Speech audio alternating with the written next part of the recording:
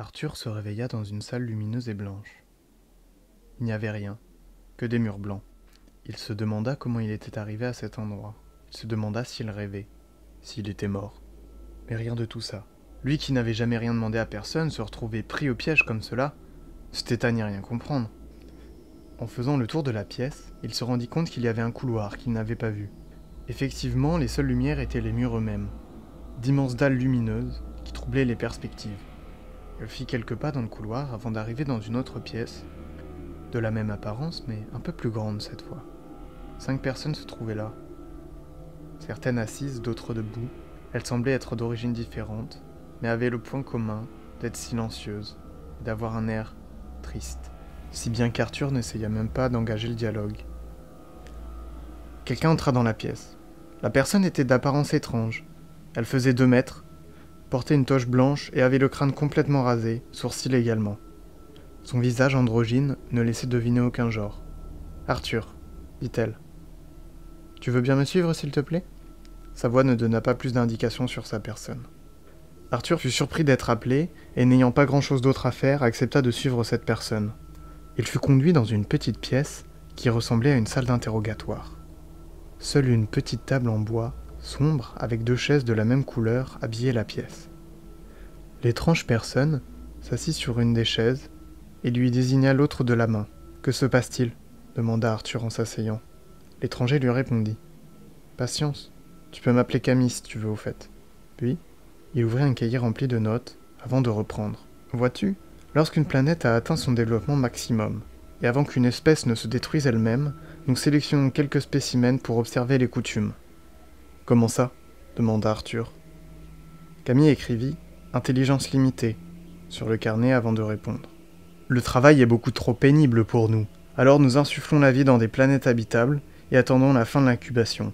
Ensuite, nous exterminons l'espèce pour pouvoir habiter la planète. » Les yeux d'Arthur s'écarquillèrent. Ses pensées étaient floues, et son visage semblait avoir vieilli d'une dizaine d'années. « Pardon, » dit Camille. « J'aurais dû vous l'annoncer mieux, et plus tôt. » Puis elle se pencha sur son carnet et écrivit, très prompte aux émotions. Arthur bégaya. Camille reprit avant qu'il ne dise quoi que ce soit. « Malheureusement, il y a eu quelques complications.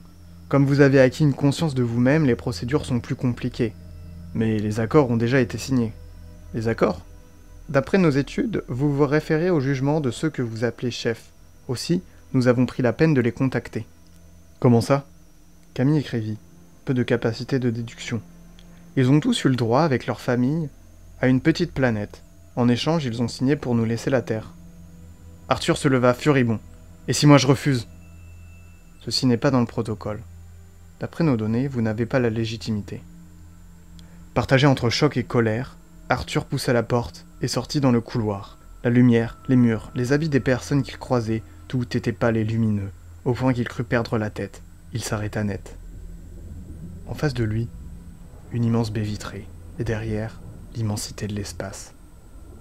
La Terre était là, toute petite, au loin.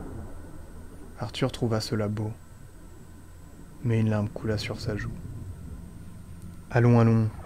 lui dit une voix en posant sa main sur son épaule. C'était Camille. Arthur la regarda sans réagir, et fut étonné lorsque Camille le prit dans ses bras. Camille dit ensuite avec douceur « Il faut bien mourir un jour.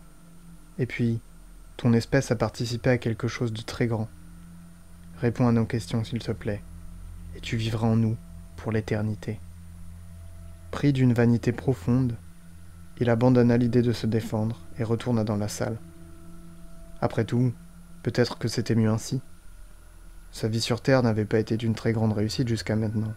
Au moins, il avait eu le privilège d'assister à quelque chose d'extraordinaire.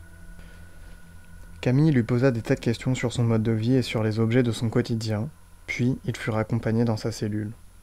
Il ne se rendit compte de rien lorsque, dans la nuit, il mourut. L'espèce humaine fut éradiquée, les colons prirent possession des terres et s'y installèrent. Le dossier « espèce humaine » fut clos avec cette phrase. Il pourrait croire n'importe qui.